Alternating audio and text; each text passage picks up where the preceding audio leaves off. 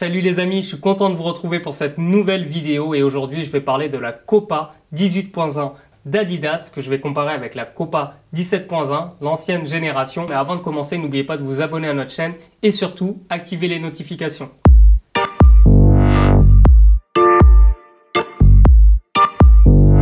Peut-être, la Copa est une chaussure historique, une chaussure mythique chez Adidas. La Copa mondiale avait été portée par les plus grands joueurs d'antan et depuis quelques années, Adidas a modernisé ce silo avec des technologies très récentes. Et parmi ces silos, on retrouve la Copa 18.1 qui vient tout juste de sortir. Et là, on peut voir qu'il y a énormément de différences avec la Copa 17.1. Alors, on va commencer tout d'abord par la tige. On est toujours sur du cuir de kangourou, mais on note des différences parce que quand on regarde la version 17.1, on remarque qu'il y avait des coutures apparentes, tandis qu'elles ont complètement disparu sur la 18.1. L'avantage, c'est donc ce côté imperméabilité, puisqu'on ne risque pas d'avoir de l'eau qui va rentrer à l'intérieur de la chaussure, sachant que ces coutures ont été remplacées par des structures X-ray avec des petits reliefs pour améliorer le toucher de balle, le grip du ballon. Au niveau de la languette, on est toujours sur la même forme avec une coupe montante, mais on a des différences. Sur la Copa 17.1, on avait une languette qui avait été ajoutée dans un second temps, tandis que sur la Copa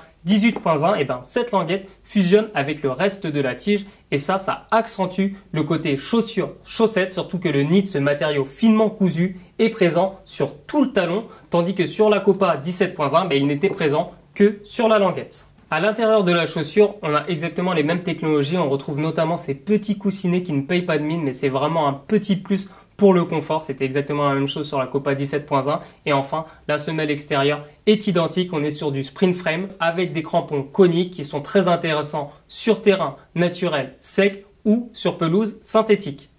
Voilà, vous avez vu qu'il n'y a pas énormément de différence entre ces deux paires, mais assez pour accentuer le côté moderne de la Copa. Malgré ça, on a vu que Adidas souhaitait conserver un héritage avec du cuir de kangourou. Alors ça, on n'y touche pas, c'est sûr pour Adidas. Par contre, c'est une paire que j'ai testée sur le terrain et que j'ai adorée. Je le rappelle, aucun joueur professionnel ne jouera avec sur les terrains, mais pour les amateurs exigeants, c'est très intéressant en termes de toucher de balle, en termes de maniabilité. Le côté négatif, c'est malheureusement son prix. Maintenant, la paire est vendue à 199,95 €. On préférait tous quand elle était vendue à 150 €, mais maintenant avec le côté performance, son amélioration, on peut comprendre le choix d'Adidas. Voilà, c'est déjà la fin de cette vidéo. J'espère qu'elle vous a plu. N'hésitez pas à poser vos questions dans les commentaires. Et moi, je vous retrouve très prochainement pour d'autres vidéos sur Footpack. À bientôt.